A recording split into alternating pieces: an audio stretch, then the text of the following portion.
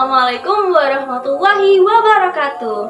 Perkenalkan, nama saya Laudia Okta Permatasari dari Program Studi Pendidikan Pancasila dan Kewarganegaraan Universitas Sriwijaya dengan NIM 06 05 11 82 02 50 15.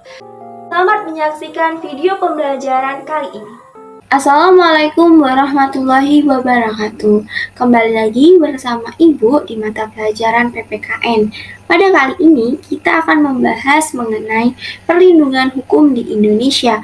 Sebelumnya anak-anak harus mengetahui apa saja kompetensi dasar dan tujuan pembelajarannya.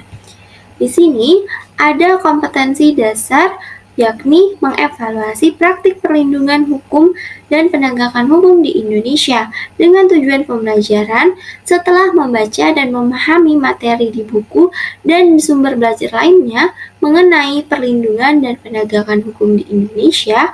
Peserta didik mampu menelaah hakikat perlindungan dan penegakan hukum di Indonesia sebagai negara hukum dengan benar. Selanjutnya kita akan membahas mengenai apa sih itu hukum. Hukum merupakan suatu peraturan yang bersifat memaksa, yang menentukan tingkah laku manusia dalam lingkungan masyarakat, yang dibuat oleh badan resmi yang wajib pelanggaran terhadap peraturan-peraturan tadi berakibat diambilnya tindakan, yakni dengan hukuman tertentu. Selanjutnya ada pula beberapa ahli yang mendefinisikan mengenai hukum. Ada dua ahli di sini, yakni ada Leon Jugit dan S.M. Amin, yang mana kedua ahli ini mendefinisikan hukum tentang aturan yang mengandung pertimbangan kesusilaan yang ditunjukkan kepada tingkah laku manusia dalam masyarakat dan yang menjadi pedoman bagi penguasa-penguasa dalam melakukan tugasnya. Itu tadi menurut Leon Jugit. Sedangkan menurut S.M. Amin, yakni suatu kumpulan peraturan yang terdiri dari norma dan sanksi, dan tujuan hukum adalah mengadakan ketertiban dalam pergaulan manusia sehingga kedamaian dan ketertiban terpelihara. Selanjutnya, apa sih dasar hukum negara Indonesia? Dasar negara hukum Indonesia ini terdiri dalam Undang-Undang Dasar Negara Republik Indonesia, yakni Pasal 1 Ayat 3 dan Pasal 27 Ayat 1, yang mana pada Pasal 1 Ayat 3 ini berbunyi mengenai negara Indonesia adalah negara hukum.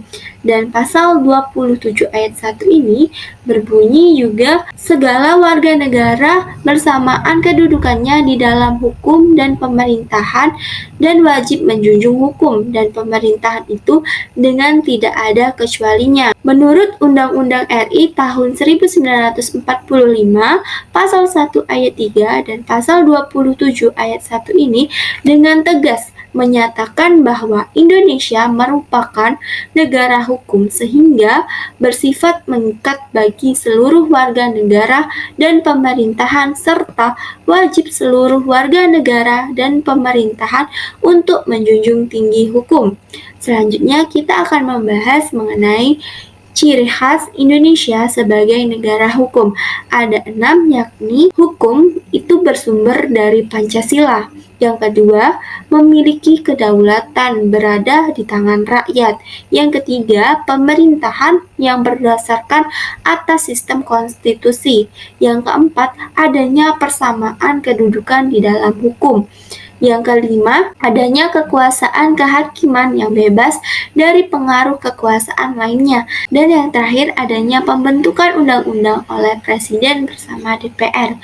Kita akan membahas mengenai macam-macam hukum yang ada di Indonesia.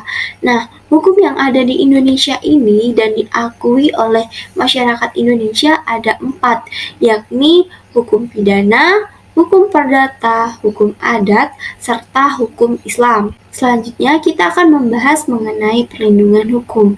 Menurut Satibjo Raharjo dan Philips M. Harjon, perlindungan hukum ini merupakan pemberian pengayoman kepada hak asasi manusia yang telah dirugikan oleh orang lain, dan perlindungan ini diberikan kepada orang lain dan perlindungan tersebut diberikan kepada masyarakat agar mereka dapat menikmati hak yang diberikan oleh hukum tersebut.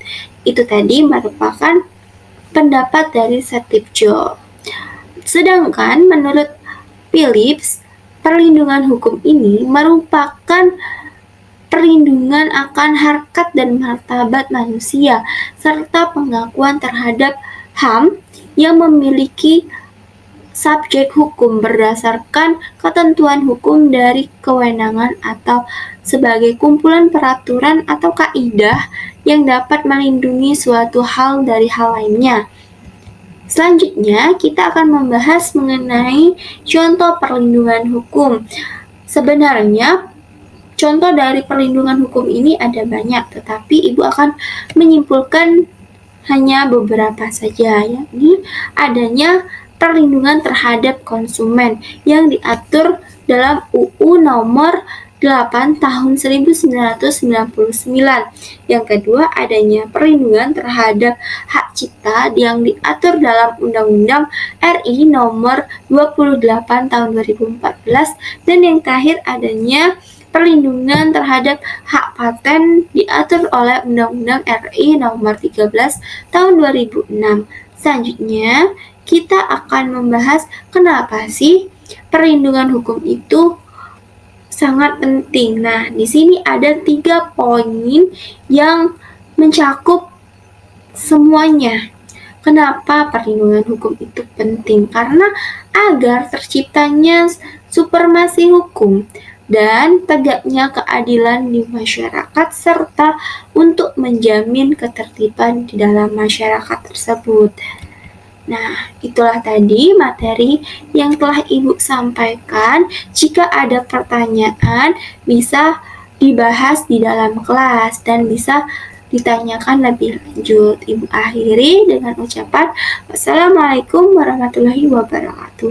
Selamat belajar anak-anak. Semoga anak-anak dapat memahami isi materi yang telah Ibu sampaikan dalam video pembelajaran kali ini dan dapat memberikan wawasan bagi anak-anak sekalian.